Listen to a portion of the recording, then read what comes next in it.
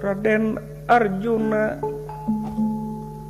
ngahulang ngaraga meneng lelembutanana emut kana gugurna Raden Abimanyu sasat dilicikan ku para Kurawa Raden Arjuna lelembutanana nyawang kana gugurna Raden Abimanyu nyukcruk galur nu kapungkur mapai riwayat zaman bela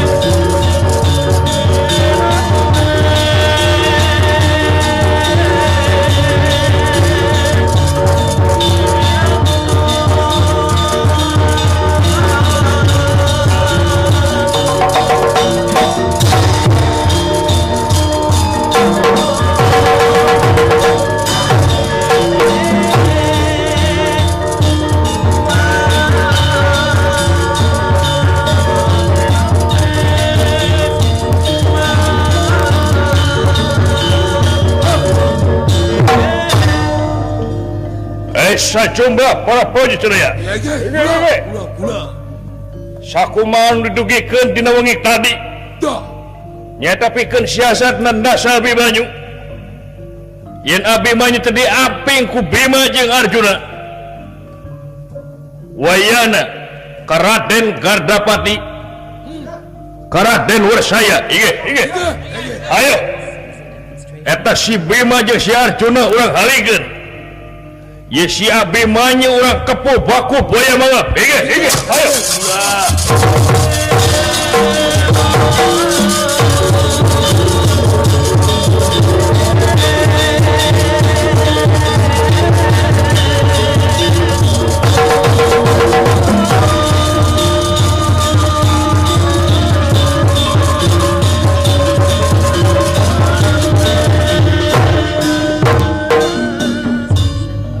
Warsaya lan Gardapati parantos nyingkirkeun Bima ka sisi lan Arjuna ka sisi atuh ieu sadayana tamtama mingker Abimanyu sasatna bakal nu gejanggap Abimanyu.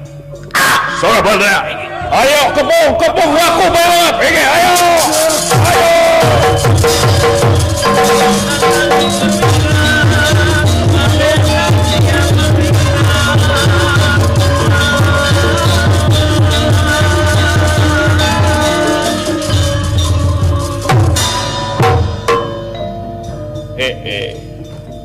licik sia kurang ajar.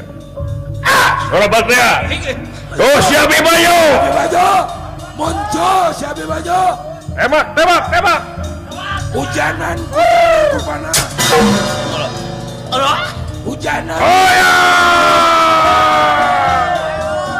Modar kunyuk. Hujanan ku panah.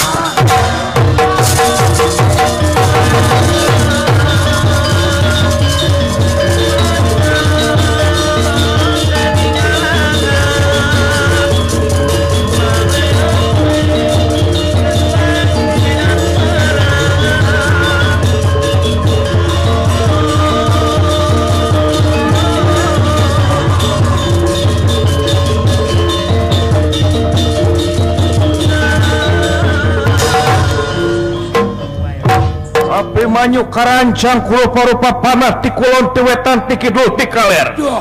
Seur nu mentangkeun parah kayana. Oh ya! Modar Abimanyu modar sia. Si Abimanyu rangsep boy. Si Abimanyu rangsep ku mana?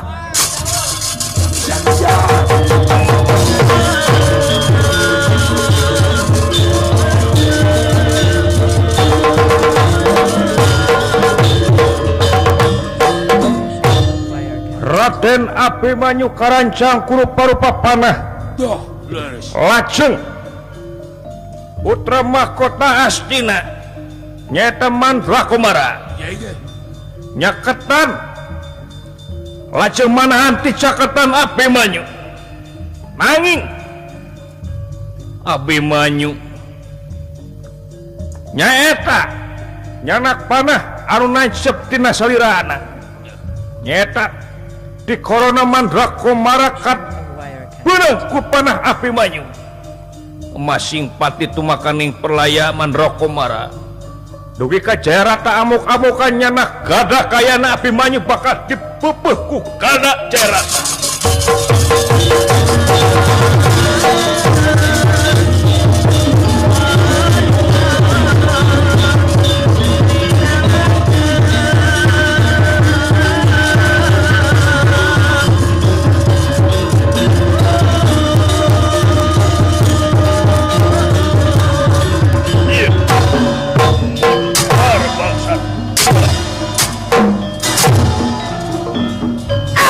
Patria Abimanyu gugur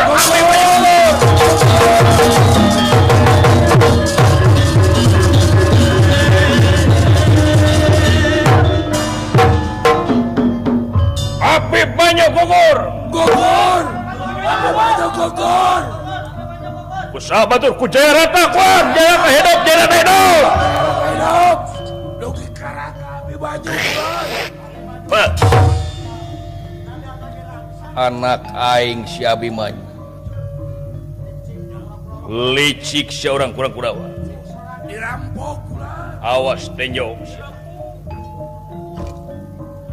aing denge ku sampean Jayarata isuk aing anu bakal jadi senopati agung anu bakal ngalah nyawa sampean Jayarata tapi saat can panon poe surup kaula lamun can bisa nuga jangga sampai nganu hati kaula bakal lapuh geni. Wah, Arjuna sumpah batur. Arjuna sumpah. Amuk-amukan itu baik.